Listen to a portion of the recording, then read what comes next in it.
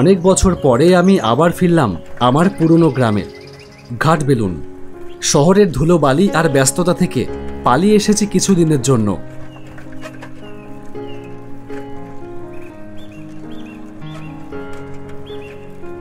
দাদু মারা গেছেন গত সপ্তাহে।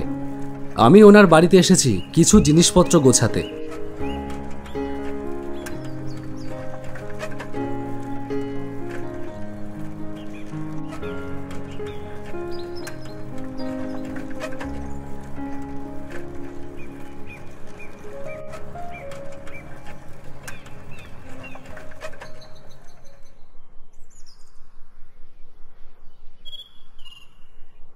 আমার ছোটবেলার বহু স্মৃতি জড়িয়ে আছে এই বাড়ির সঙ্গে।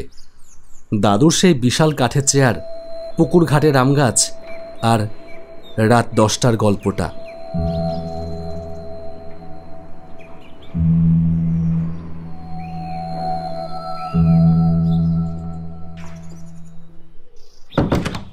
আমি দরজা খুললাম।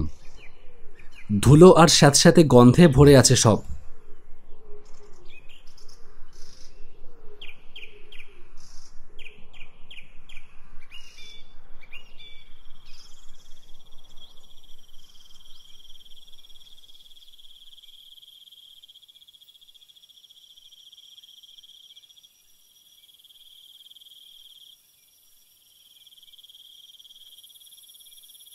দাদুর ঘরটা যেমন ছিল তেমনই আছে। আমি ধীরে ধীরে জানালার ধুলো ঝাড়ছি, তখন খুঁজে পেলাম একটা পুরনো ডায়েরি। ডায়েরির পাতায় লেখা, রাত 10টার পরে কেউ ডাকলে দরজা খুলিস না, কণ্ঠ চেনা হলেও না, ওরা ফিরে আসে, চেনা কণ্ঠে, অচেনা ইচ্ছাতে ওরা ফিরে আসে। এ কি, দাদু এসব কি লিখেছে? দাদু কি ভূতের ভয় পেয়েছিল?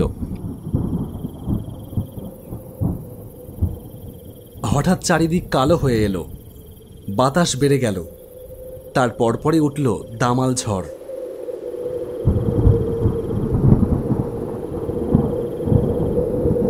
বিদ্যুৎ চলে গেল, ঘর অন্ধকার।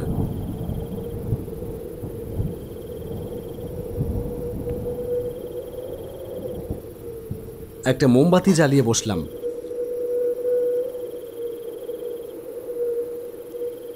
ঠিক তখনই দরজাটা একটু খুলবে?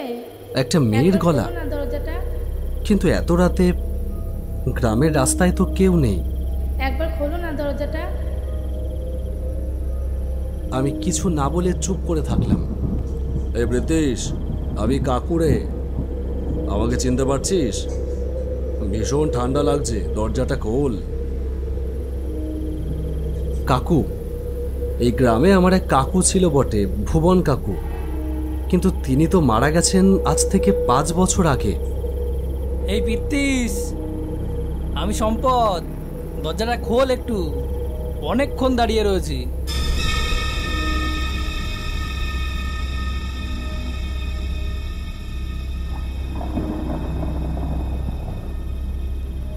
পিত্তিস আছিস নাকি? আমি বুবাই রে, খোল দরজাটা খোল। আমি কিছু না বলে চুপ করে থাকলাম। পিত্তিস কোথায় রে? দরজাটা খোল, আমি অমিত বলছি, খোল দরজাটা খোল। হঠাৎ দরজার নিচে আমার চোখ গেল। দেখলাম সেখানে একটা পায়ের ছাপ, কিন্তু সেটা উল্টো দিকে।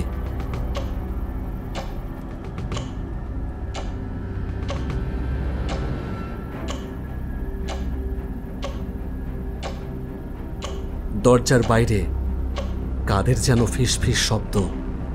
মনে হচ্ছিল আমি একা না, ঘরের ছায়া যেন পাল্টে যাচ্ছে, দেওয়ালের ফ্রেম যেন কাঁপছে। দরজার নিচ দিয়ে ধীরে ধীরে এক টুকরো কাগজ ঠেলে দেওয়া হলো। সেই কাগজে লেখা, আমরা সবাই এসেছি, এবার তুইও আসবি। আমার গলা শুকিয়ে গেল।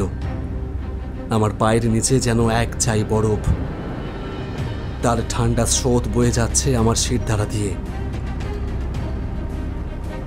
জানলার দিকে তাকাতেই দেখলাম ছায়া পড়েছে জানলার ওপরে।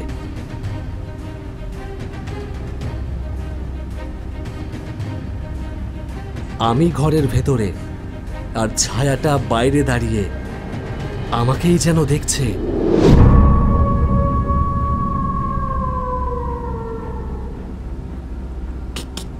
কে তুমি? কে তুমি? কেন এসেছো?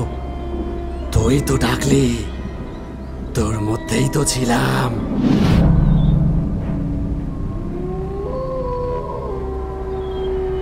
আমি হঠাৎই কেন জানি না দরজার দিকে এগিয়ে গেলাম। এক অদৃশ্য শক্তি যেন আমাকে টেনে নিয়ে যাচ্ছে জানালার দিকে। আমার কানের কাছে কারা যেন বিড়বিড় করছে। ঘরের ভেতরেই একটা পুরনো ভাঙা রেডিও, যেটা এতদিন বন্ধ হয়ে পড়েছিল, সেটা যেন হঠাৎ বেজে উঠল এবং তা থেকে অস্পষ্ট একটা শব্দ বেরিয়ে আসছে। সবকিছুই কেমন যেন গোলমেলে লাগছে। আমি কি জেগে আছি নাকি সবকিছু ঘটছে আমার স্বপ্নে?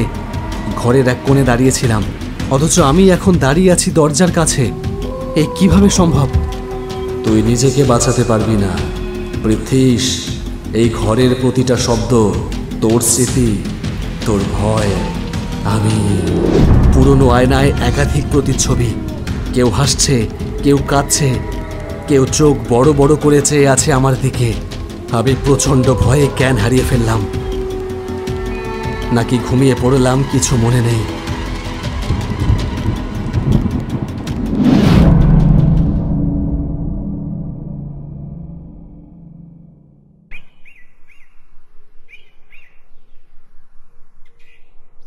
সকালবেলায় এক চাষির ডাকে ঘুম ভাঙল। ঘুম ভেঙে জেগে উঠে দেখলাম আমি পড়ে আছি মাটির ওপরে। বাবু, আপনি ঠিক আছেন? দরজাটা খোলাই ছিল, ভেতর থেকে আলো বেরোচ্ছে দেখে এসেছি। আমি ধীরে ধীরে উঠে বসলাম। আমার মাথা ব্যথা করছিল, কিন্তু একটাই কথা মনে হচ্ছিল, আমি বেঁচে আছি, কারণ আমি দরজা খুলিনি।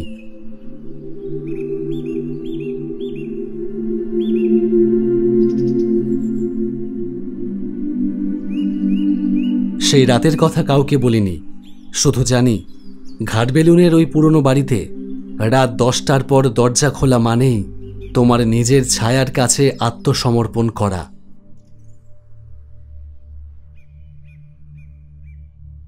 আমি বাড়ি ছেড়ে বের হচ্ছি, কিন্তু দরজার ভেতর একজোড়া চোখ যেন তখনও তাকিয়ে আছে আমার দিকে, আমার চলে যাওয়ার পরেও।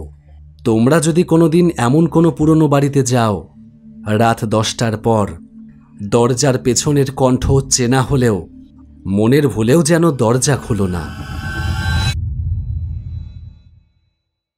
অ্যানিমেটর হওয়ার স্বপ্ন তো দেখো, স্বপ্ন দেখো অ্যানিমেশন শিখে উজ্জ্বল ভবিষ্যৎ গড়ে তোলার, কিন্তু লক্ষ লক্ষ টাকার কোর্স ফি, তাই পূরণ হচ্ছে না তোমার অ্যানিমেশন শেখা। এবার হবে স্বপ্ন পূরণ। পিঞ্জিরা অ্যানিমেশন নিয়ে এসেছে অতি অল্প খরচে অ্যানিমেশন শেখার সুবর্ণ সুযোগ, যা সাহায্য করবে অ্যানিমেটর হিসেবে উজ্জ্বল ভবিষ্যৎ গড়ে তুলতে। নতুন ব্যাচে ভর্তি চলছে। ভর্তির জন্য স্ক্রিনে দেওয়া নম্বরে এক্ষুনি যোগাযোগ করো।